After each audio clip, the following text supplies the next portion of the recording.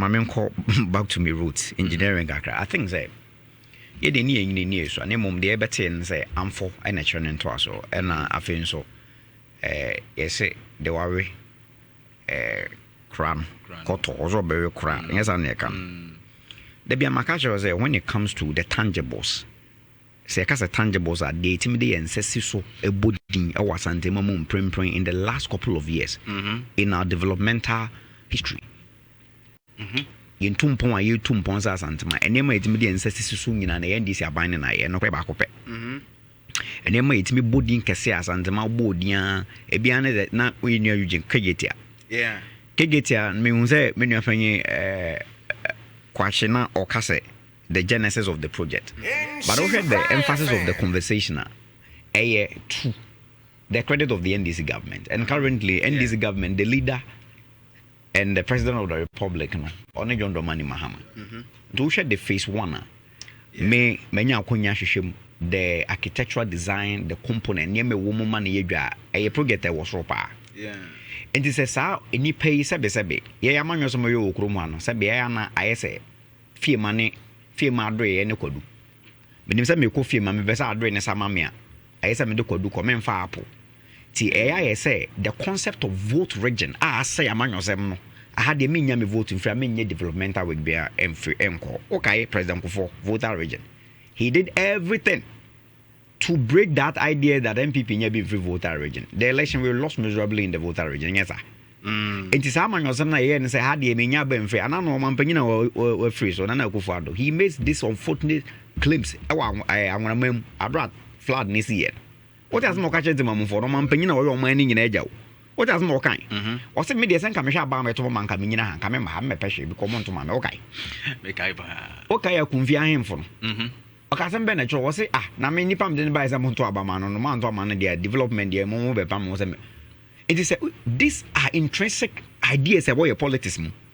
Baby, a vote to free a honey young cousin no wara.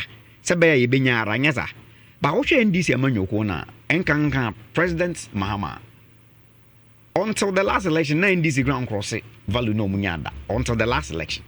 Omunya Bibrisa, Ewazi. Name the last election, a momu, Ekunya Bibri. It is over Mupanan coming President Mahama based on precedents and examples. I'm not coming Yaketi Akro. I'm being honest with you. Maybe as Antinia and Primpring, may as Antinica say, but mainly President Mahama coming for Kageti and Sukumase because of this idea of vote region. Name of General say Kumase is a business hub of the country. Yeah. It is as I nay Akoko any place a ban of Becatro say, Mashaman Masidamun. The akeka yen meya me mentra nkasa magina tinye da because I'm for the challenge so me nyehwe mahu ka yeti me de mani hu anya me boa enti so bi betena na ogajo za amanyo semti enti na ye me de pa say me nua panyin kwahye owom MPP moja no ewo no ba to de enti me pena sem so nua panyin ze oye no kwafo ono de se kan twa oni me nua panyin opo ma opo ba bia o bia cha omo de se kan twa omkom be ka no kre no sankofu ni hia ogana amanyo sem ebi se enya enye Emfa won say ho na yetwa yafunuma de enyenye de more mine na moment prempren o mambanyina bo captains and banda o toto so obeye ne de me ko fichire bia meti me nyi o mampanyini anunsi from da me kra me man fans a hye no kutu pase wonye na obetimi aye e say na Eugene kan o mampanyini masa abo abaso na wasa etie say o se nyame ba ending of 2026 be commission me 2026 nyame nti wonyanku ye betena se ye beba we will judge you per your way into banana say honey bo ogumba o mampanyini e na wo ye de ye na yete aye bo abaso yi me mean ka say yesu nya abamu ebeba nya tumi ebedi nti wo nye na ya enti having said that I am believing this government and ade ba ko pa no say wo ye MPP ni akobon pa ye so mampanyini John Dramani ma wonye na so mampanyini John Dramani ya sunsun so beba 2028 every say wo ja wo de na wo sem na se bia bontisuni na no susu ebe ye ni ye a and that's all whom I'm for. Say, yeah, they're going to the Nancy. The only area and then it tells a lot about the Ghanaian populace are becoming wise and discerning by the day politically. Saturday, among us, media woman to an air. Now it is becoming there now to me, oh my, and that is what governance is about. Say, Timamufo Timido, a binding sister. Say, Okaso base, Emmanuel Swen, say, now why ya. And only ever quite no money ever quit him. Then, Akoyasa had hade sebe ode we kura gina is hade ni free amanyo semu because ohun kofo bi a ohun ahofama suahunu obetima ye nanso no hade no enu bi na Ghana for the year me ne papa lan chamaten 2024 oche wona no kopa in terms of the wo suahunu obetimi aye de waya na nka ba na Ghana for katom ni obeto ma lan chamaten then so ye de nima ye NPP ni ndis nti ye de yesre se Ghana for mu nyini emfiri sa ade onuma na yenko ye ni mara. Having said that no nti ye de eye me nua Frank one ne KMA boss no mampanyini achechere monsa no pay we will come back I'm about 2026 ending timelines na mama ye no and I think said the projects are at various stages of completion and nti o mampanyini say ultimate Jesus kaya na anopa na ye ho analysis ya na sa cathedral sika ogia ye betimi e de atoaso ne aye ma menko we no primaries no. So about National Cathedral so no cry ma men clear bibi wo ha em say time aye presentation we were saying say secretary of the National Cathedral board or current apartment $4,500 and can they say yes $4,500 there na mum no board no approve $3,000 and a man nti ono ade ne botom sika $1,500. Now, so breakdown now. Breakdown. Yes, strike here. $4,500. And that was the cost. Now, once the board now approve with $3,000 and a demand, estimated cost. There's a. On the boat. Baby, I hope I be of the Macase. May we come to come a kind of graduate. I don't care about baby, we are good, me up a new quachi. So we got now buying crowd them where bangula. Ne bubu kuna why you fees be on penti cry bind ya. Yeah. Then yes was said to Mamuni no got $1,500 they can't bind because I'm the current M5. I know the internet jam wodo momo ko so anhwehwem. Because me because of say my sorry panyini. Nti me asa ne kan ya meden. Me pese me ka bi. Ne mo me se ne bi ha. Yeah. Nti me de me ho ne de.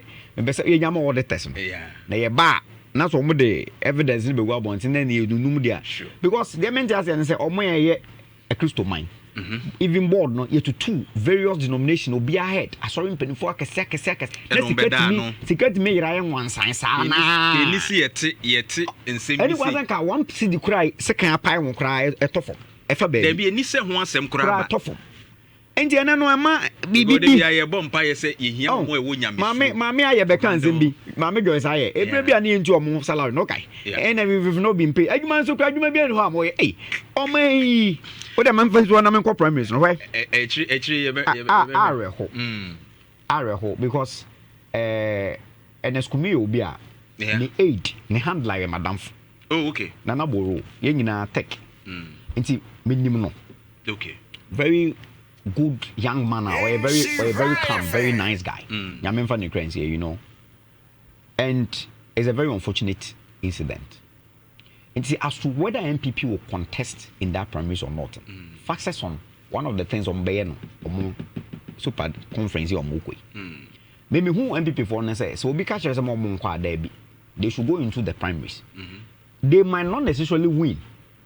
But it can be a grounds for them to test some of the reforms because as we speak in the menu party ni nyakono enye de enti primaries ne de they have a chance omunko nemo they South American nkunimdie ntimi ebia na amara nemo enhyehyɛ ne enane ni a omo pese na omu hia wo enei na omo ye aye no omo betima afa bia ye mvan say they can sample and you may be applicable in that set constituency no no one test waters and say to be your results then it means that be an or don't be to meet they can bounce back right it means that is my take on them and two but who say so we are me NPP ni won bi we know certain antics be omo trend be by na anye de as a young man me ne ready ba na anye me de because the danger is that okore boy politically energizer nyame amfa fia obewuntem ama na dia de abra papa ja kokoye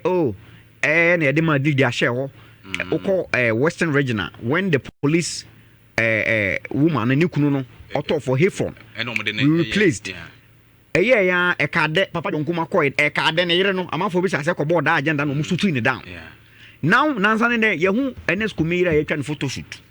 Say the neighbor. Online.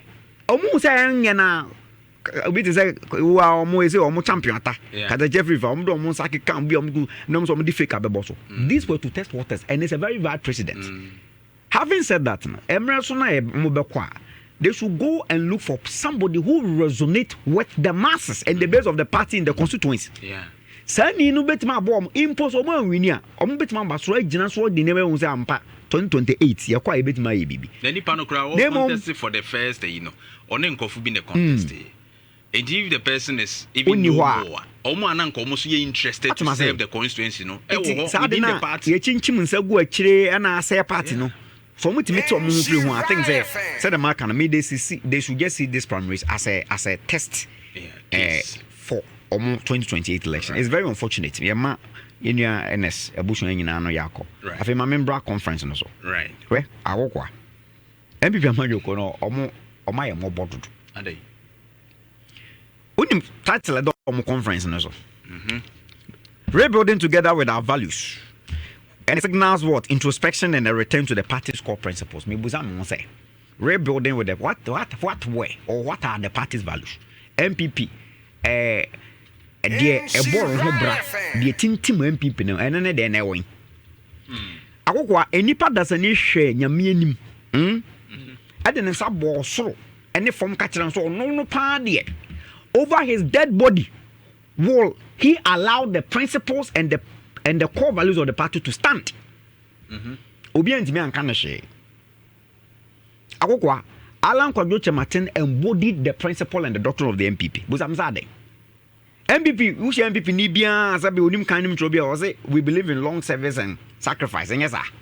Obi a wasoma che na wasom no wo pepa. Alan wana na asom say Alan Kwadwo Chematin.